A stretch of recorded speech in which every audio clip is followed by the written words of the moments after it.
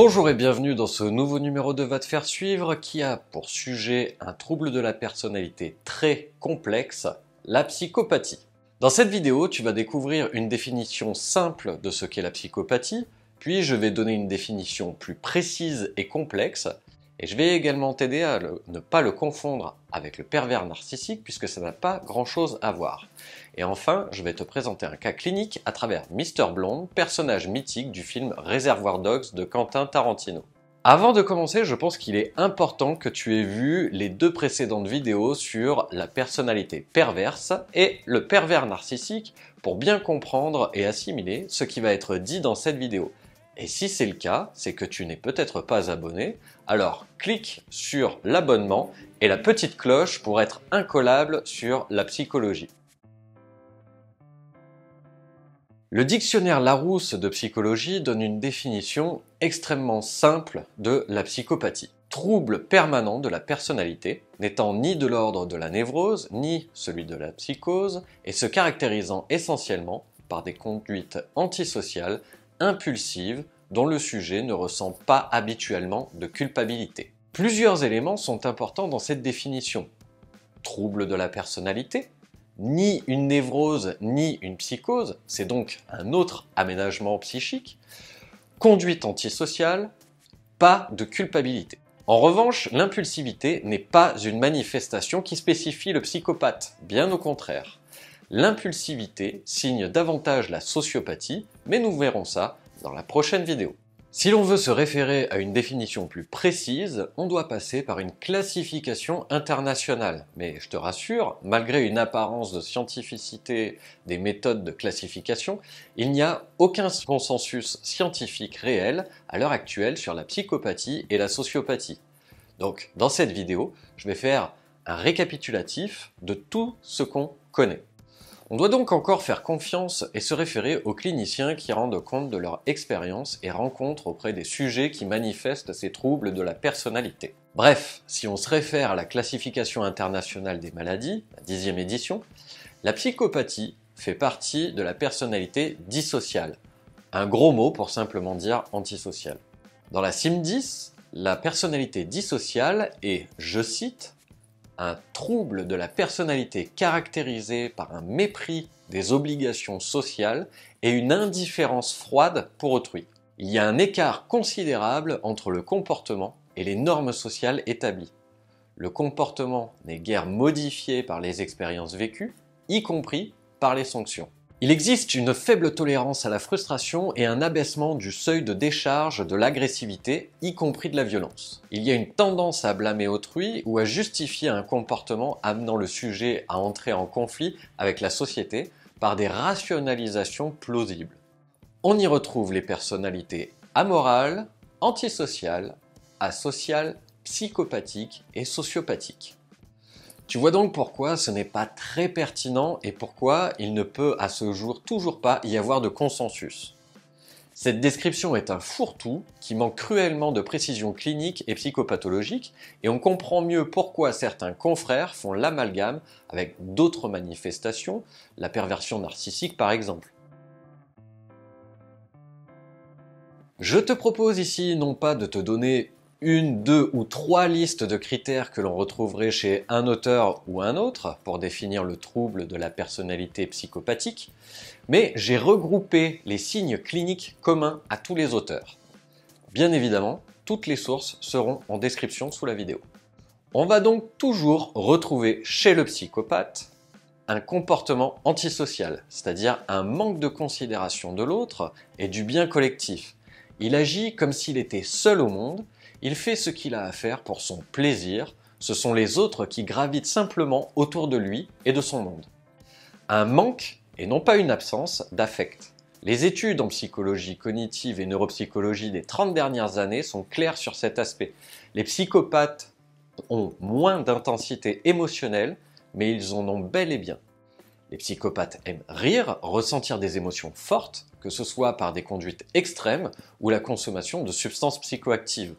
En revanche, la peur, la colère et autres manifestations de ce genre n'ont pas de valeur dans leur fonctionnement. Et ça, c'est en lien direct avec une empathie cognitive. Le psychopathe va comprendre les émotions de l'autre et ne pas les partager. Il sait lorsque l'autre ressent une émotion, mais il n'en ressent pas les effets par empathie émotionnelle. Il sait, mais ne ressent pas. On retrouve également l'absence de remords et de culpabilité. Ce que le psychopathe fait, il le fait pour lui, malgré l'autre, rarement contre l'autre.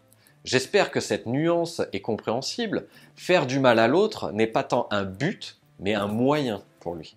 C'est parce que l'autre est sur son passage vers le plaisir que c'en est presque une victime collatérale. L'absence de conflit intrapsychique. Dans la mesure où il n'y a pas de limite utile entre le bien et le mal, le psychopathe n'a pas besoin de s'en embarrasser. Il sait ce qui est accepté de ce qui est répréhensible, mais cela n'a pas de valeur pour lui. Il n'est pas en conflit car il est guidé par sa loi personnelle et non par la loi sociale. Pour nous, les conflits psychiques font rage car nous essayons toujours de faire fonctionner nos désirs personnels dans le cadre social. Et ça, c'est pas toujours gagné. Le surmoi du psychopathe, s'il existe, est confondu avec le ça, ce qui doit être extrêmement confortable. Une utilisation de l'autre comme objet, tout comme le pervers narcissique, le psychopathe utilise l'autre comme simple objet de plaisir ou qui va le mener à un but précis en tout cas.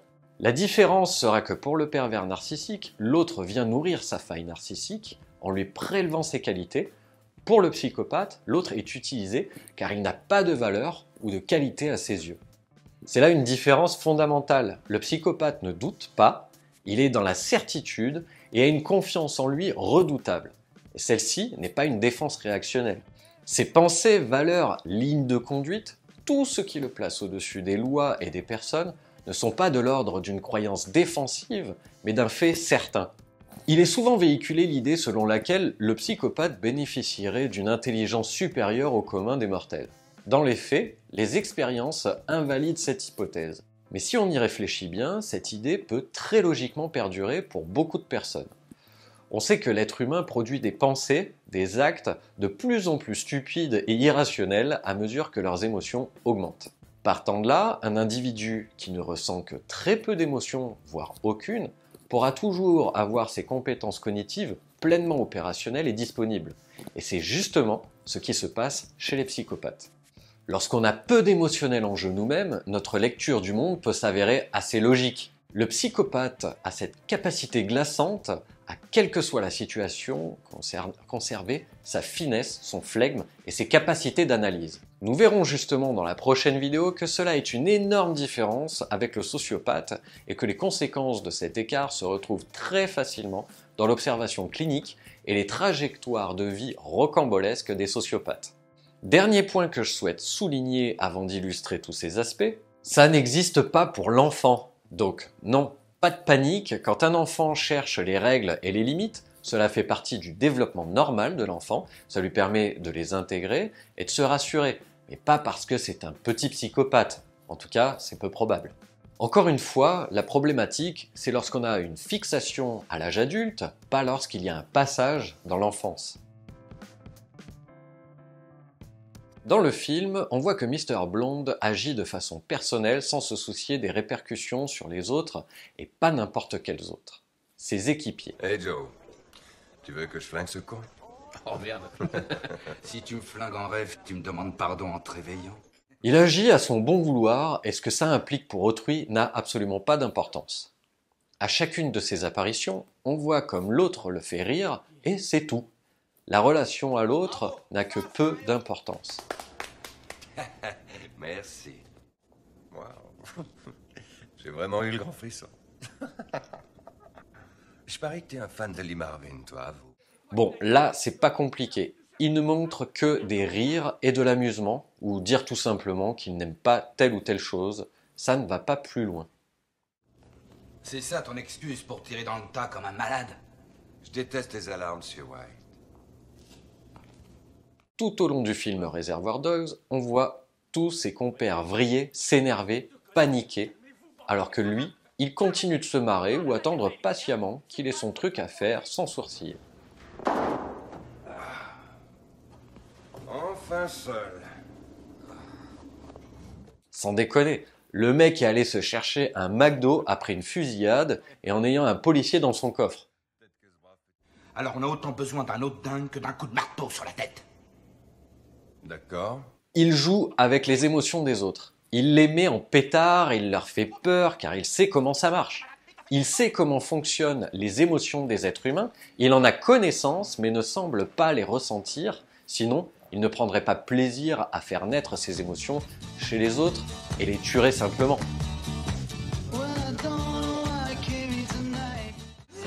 Ça t'a plu autant que ça m'a plu. Hé, tu me reçois? T'as entendu? Même si on lui pointe une erreur dans son fonctionnement, un comportement qui porte préjudice à tous, il ne se sent absolument pas responsable et va encore moins avouer la moindre erreur. Pour lui, il n'y a ni problème ni responsabilité qui pourrait le déstabiliser. Touchez pas à l'alarme, j'ai dit. Ils m'ont pas écouté. Et s'ils avaient pas touché, si ces connards m'avaient écouté, ils y seraient pas restés. On n'a pas véritablement de situation concrète et objective de son absence de conflit interne, si ce n'est le fait que, justement, il ne se remet pas en question, qu'il n'a pas le moindre geste qui indique qu'il aurait fait quelque chose de mal. Mais on n'a pas non plus d'éléments factuels qui nous prouvent qu'il ne répond pas catégoriquement à un code de conduite donné, et que le conflit n'a même pas lieu d'être. Donc, dans le cadre de Mr. Blonde, on ne peut pas clairement mettre en évidence cette caractéristique. Est-ce que t'aboies tout le temps? Dire ok? Ou est-ce que tu mords? Ici encore, y a-t-il besoin de faire un dessin? Il capture un homme et le présente comme facteur de bonne foi auprès de Pink et White. On pourrait penser qu'il veuille l'utiliser comme otage pour se protéger ou autre, mais même pas. Si tu veux la vérité, je m'en cogne de ce que tu sais ou non. Mais je vais te torturer rien qu'un peu. Pour la rigolade. Cet homme est réduit au rang d'objet de jouissance et de son sadisme. C'est très cliché, tous les psychopathes ne vont pas si loin, mais au moins, ça fait un cas d'école. C'est marrant, je trouve, de faire danser un flic. Ce nouveau numéro de Va te faire suivre est maintenant terminé. Si cette vidéo t'a appris des choses, n'oublie pas de mettre un pouce, de t'abonner, d'activer la cloche et dire quel est ton plat préféré en commentaire. Comme toujours, tu trouveras les sources nécessaires à l'écriture de cette vidéo dans la description sous cet écran. On se retrouve très vite pour la prochaine vidéo sur les sociopathes, mais d'ici là, n'oublie pas que... Tu découvriras que beaucoup de vérités auxquelles nous tenons dépendent avant tout de notre propre point de vue.